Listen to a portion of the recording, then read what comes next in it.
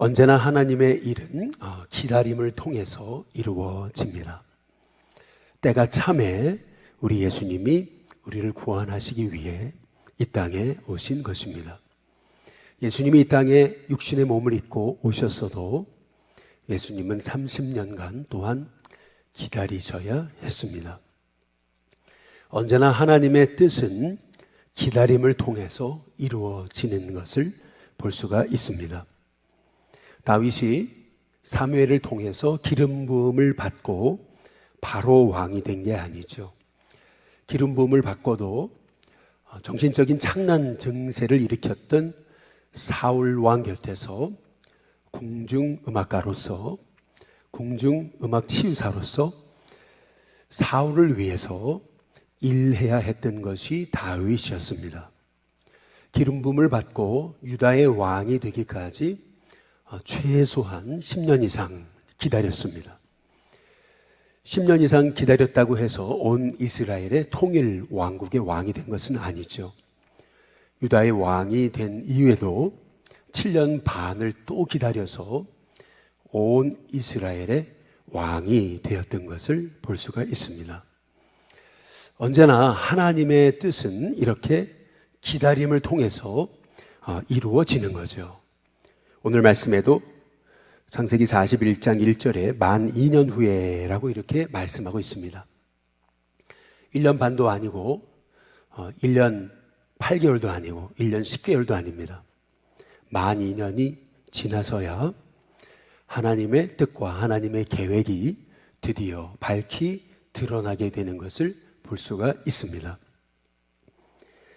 만 2년이 되기 전에 요셉이 감옥에서 풀려났더라면 요셉은 바로를 만날 수가 없었습니다.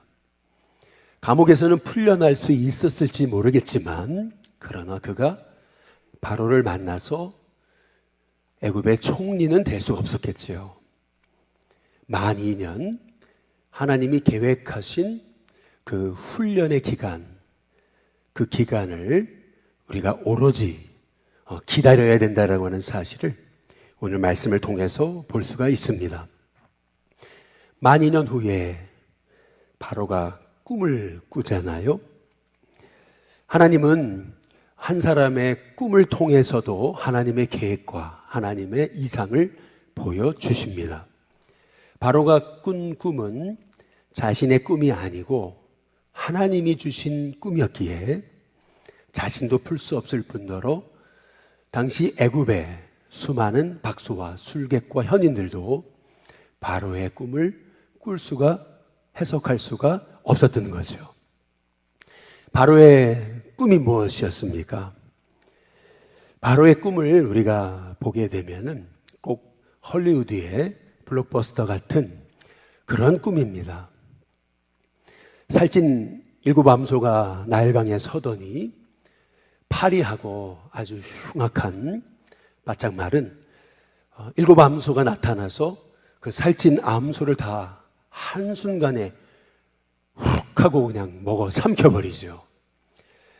소위 헐리우드의 블록버스터에 나오는 그러한 꼭 흉측한 괴물이 살찐 7 암소를 한순간에 잡아먹는 듯한 그러한 꿈이었습니다. 그런데 이 꿈은 또다시 이어지게 되는 거죠. 7 이삭이, 충실한 7 이삭이 있는데 또 바짝 마른 7 이삭이 나타나서 그 아주 충실한 7 이삭을 또 한순간에 먹어버립니다. 그런데 21절에 한번 보시면은 이런 말씀이 있죠. 먹었으나 먹은 듯하지 아니하고 여전히 흉악하더라 라고 이렇게 이제 말하잖아요. 흉악한 7 암소가 아주 살찐 7 암소를 먹었다면 배불리 여기고 배를 두들겨야 마땅한데 먹었으나 먹은 듯하지 않다. 여전히 흉악하더라 라고 이렇게 이제 말하고 있습니다. 결국 이 꿈을 해석할 수가 없었기 때문에 8절에 보니까 바로가 아침에 그의 마음이 번민했다라고 이제 말하고 있지 않습니까? 우리 인생에서 어떤 일이든 간에 그 일이 해석이 되지 않으면은 이렇게 마음이 번민해집니다. 어떤 사건이 벌어졌을 때 인간의 힘과 방법으로 풀려고 하니까 생각이 복잡해지고 마음이 번민해지는 거죠. 하나님의 일은 하나님의 방법으로 풀어야 되는 줄로 믿습니다. 하나님의 꿈은 하나님의 방법으로 풀어야 되는 거죠. 저와 여러분에게도 하나님의 꿈을 주시기를 주님의 이름으로 축복합니다. 하나님의 꿈이 있으면은 우리가 아무리 세상이 힘들고 어려워도 결국 그 꿈은 우리 가운데 이루어지고 성취되는 은혜가 있게 될 줄로 믿습니다. 오늘 말씀에 보면 바로가 꿈을 꾸고 이 현인과 박수들에게 이제 말하지만은 해석하는 자가 없다. 이제 이렇게 말하고 있지 않습니까? 그런데 참 놀라워요. 요셉에게 그 꿈을 설명해 주니까 요셉은 한순간에 풀어버리잖아요. 하나님의 사람은 이처럼 단순 명료합니다. 하나님의 사람은 세상이 풀 수 없는 문제조차도 아주 단순하게 그 문제를 풀어가게 되는 것을 볼 수가 있습니다. 저와 여러분이 하나님의 사람이라면 하나님께서 저와 여러분에게 문제를 풀 수 있는 단순한 하나님의 지혜를 주실 줄로 믿습니다. 어떤 일을 함에 있어서 자꾸 생각이 복잡해지고 또 생각이 자꾸 번민이 일어난다면은 내 생각을 자꾸 섞어서 그러는 거죠. 하나님의 계획을 보지 않고 자꾸 내 생각을 섞으니까 하나님의 계획이 있는데 자꾸 내 마음을 섞으니까 그러니까 하나님의 계획이 보이지 않으니까 자꾸 내 마음이 번민되게 되는 거죠. 저와 여러분이 하나님의 마음으로 충만해서 여러분의 마음이 자꾸 복잡하고 번민되는 것이 아니라 하나님이 주신 마음의 확신을 가지고 주님의 일을 감당하는 저와 여러분이 될 수 있게 되기를 주님의 이름으로 축복합니다. 어떤 일이든 간에 하나님이 하시게 하시는 일은 명료하고 단순합니다. 복잡하지 않습니다. 막 이거 했다 저거 했다 하지 않습니다. 하나님이 하게 하시는 일은 아주 그 돋보기로 이렇게 햇빛을 비추면은 하나를 꿰뚫듯이 그래서 거기에 불이 일어나듯이 그렇게 하나에 집중하는 그런 은혜가 있게 되는 거죠. 우리 교회는 영혼 구원하여 제자 삼는 교회다라고 이렇게 우리가 꿈을 가지고 나아가고 있지 않아요? 영혼 구원하고 제자 삼는 이 하나님의 꿈, 하나님의 비전에 우리가 방향 맞춰서 우리가 그 꿈을 나의 꿈이 아닌 하나님의 꿈으로 여기고 이 꿈에 집중하게 되면은 결국 하나님의 그 놀라운 그 일들이 우리 가운데 일어나는 역사가 있게 될 줄로 믿습니다. 이게 하나님의 꿈인데 어찌 하나님이 이루게 하지 않으시겠냐는 거죠. 하나님의 꿈이라면은 아무리 여러 가지 환경적인 문제와 난관이 있어도 하나님은 하나님의 일을 하도록 사람도 붙여주시고 환경도 이끌어 가시고 또 모든 필요한 것을 공급시켜 주시는 우리 하나님이심을 믿습니다. 오늘 여기 9절에 보시면은 술 맡은 관원장이 드디어 이제 바로에게 말하지 않아요. 이르되 내가 오늘 내 죄를 기억하나이다. 여기 보면은 술 맡은 관원장이 자기 죄를 기억한다고 이렇게 말하고 있습니다. 옛날 일이 생각났거든요. 이것이 아니고 내 죄를 기억합니다. 이제 이렇게 자기가 과거에 있었던 일에 관해서 잊어버린 것을 자기 죄라고 얘기를 하고 이제 있어요. 왜 지금 이 술 맡은 관원장이 요셉을 잊어버린 것을 죄라고 여기는 것일까요? 10절에 나와 있죠. 바로께서 종들에게 놓아사 나와 떡 굽는 관원장을 친위 대장의 집에 가두셨을 때 나와 그가 하룻밤에 꿈을 꾼 주 각기 뜻이 있는 꿈이라 그곳에 친위 대장의 종된 히브리 청년이 우리와 함께 있기로 우리가 그에게 말하매 그가 우리의 꿈을 풀되 그 꿈대로 각 사람에게 해석하더니 그 해석한 대로 되어 나는 복직되고 그는 매달렸나이다. 여기 보면은 과거를 회상하면서 술 맡은 관원장이 요셉을 잊어버린 것을 내 죄라고 이렇게 말하고 있는 것을 볼 수가 있습니다. 왜 그냥 과거에 참 제가 한 사람을 잊었군요. 아주 괜찮은 사람 하나 있는데요. 그 사람을 제가 소개시켜 드리죠 라고 이렇게 얘기도 되는 것을 왜 술 맡은 관원장이 내 죄를 기억한다 라고 얘기할까요? 술 맡은 관원장은 벌써 2년 전에 이 요셉이 있던 감옥에 들어와 가지고 죽느냐 사느냐의 기로에 걸렸던 겁니다. 그는 인생의 최고의 위기를 만났어요. 살아나갈 수 있을 가능성이 없었거든요. 근데 놀랍죠. 더구나 꿈을 꿨는데 도대체 해석하지 못할 꿈을 꾼 거예요. 너무나 근심빛이 가득하고 이게 무슨 뜻인가? 어떻게 해야 되나? 죽는다는 뜻인가? 이제 나는 끝장났는가? 염려하고 걱정하고 있을 때 아주 구세주 같은 한 사람이 나타나잖아요. 자기가 자기 꿈을 먼저 얘기한 것도 아니고 요셉이 먼저 자기에게 말을 걸어오면서 도대체 왜 이렇게 근심하고 있냐고. 이제 그때 자기가 꾼 꿈을 그냥 생각 없이 말했을 뿐인데 그 꿈을 아주 기가 막히게 풀어버린 사람이 있잖아요.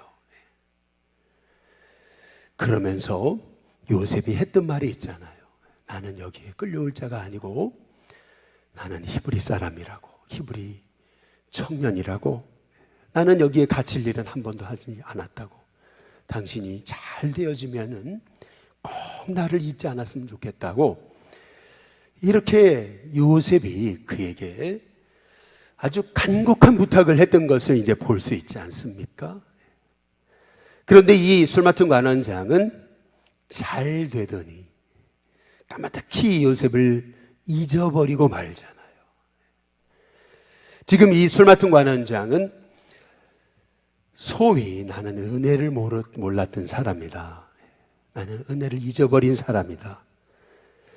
저는 은혜를 갚지 못했던 죄인입니다. 라고 이렇게 얘기하면서 지금 바로에게 요셉을 만나지 않을 수 없도록, 만나지 않으면 안 되도록 그렇게 요셉을 소개하고 있는 장면을 볼 수 있는 거죠. 전에 단독 목회를 할 때 저희 교인 중에서 갑작스럽게 이렇게 큰 교통사고를 당해가지고 이제 치료를 받아야 되는데 알고 보니까 이제 교인이 너무 형편이 어려워가지고 이 보험을 들었어야 되는데 보험을 들지 않으시고 책임보험만 들으시고 그리고 사고를 내신 거예요. 당장 수술을 받아야 그래야 이분이 일어날 수 있는, 수술 받지 않으면 일어날 수 없는 그런 상황이었는데 책임보험밖에 들지 않았기 때문에, 그리고 치료받을 수 있는 병원비가 없었어요. 그러다 보니까 아니 수술은 받아야겠고 병원에서는 당신이 이거 문제를 우리 이 치료비를 갚을 수 있는 그런 능력이 있는지 수술을 안 해주겠다고 이렇게 나오니까 어떻게 해요? 당장 어떻게 해결할 길이 없잖아요. 그래서 저를 찾아왔어요. 부인 되는 분이 도와달라고 말이죠. 전사님 도와달라고 말이죠. 어떻게 해야 돼요? 당장 교인 살려야 되는 거 아니겠어요? 저희 아내가 교사하면서 그동안 결혼하면서 모아놨던 모든 돈을 그분께 다 드렸어요. 그리고 나서요, 저희는 이자 1원 한 장, 원금 1원 한 장 받지 못했어요. 보세요. 힘들고 어려울 때 이 요셉이 도와준 거 아니에요? 술 맡은 관원장, 도와줬잖아요. 그런데 자기가 까마득히 잊어버렸잖아요. 요셉을요. 그 죄 아니에요. 단지 그냥 제가 건망증에 걸렸습니다, 이거 아니잖아요. 자기 죄잖아요. 지금 술 맡은 관원장이 자기 얘기를 하면서 그렇게 자기의 인생이 급박할 때에 자기의 인생의 구세주 같은 인물이 있었습니다. 이것이 내 죄입니다 라고 하면서 바로에게 요셉을 소개하잖아요. 여러분, 사람은 잊어도 하나님은 잊지 않으시는 줄로 믿습니다. 모든 사건 가운데서 하나님은 술 맡은 이 관원장의 잊어버린 기억마저도 다시 떠올리게 하셔서 결국에는 요셉을 생각나게 하시는 분이 우리 하나님이신 줄로 믿습니다. 사람은 잊어요. 그러나 우리 하나님은 잊지 아니하십니다. 또 사건을 만드셔가지고 결국에는 이 요셉을 바로 앞에 세워주시는 분이 바로 우리 하나님이시죠. 실은 바로하고 요셉이 만난다는 것은 이것은 1%의 가능성도 없었던 거예요. 당시에 세계를 호령하고 있던 그런 한 제국의 황제가, 그것도 노예 출신에다가 그것도 강간몸으로 감옥에 붙잡혀 있는 그러한 히브리 노예를 이렇게 1대1로 만난다. 여러분, 이것은 1%의 가능성도 없었던 불가능한 상황을 하나님이 이루신 거죠. 마찬가지로 저와 여러분의 삶 속에서 하나님은 여러분의 삶 속에 여러분이 눈물 뿌려 기도하고 헌신하고 또 애쓰고 노력했던 모든 것까지도 하나님은 잊지 않으시는 하나님이심을 기억하시기를 주님의 이름으로 축복합니다. 벌써 지금이 이 요셉이 애굽에 끌려온 지가 14년째입니다.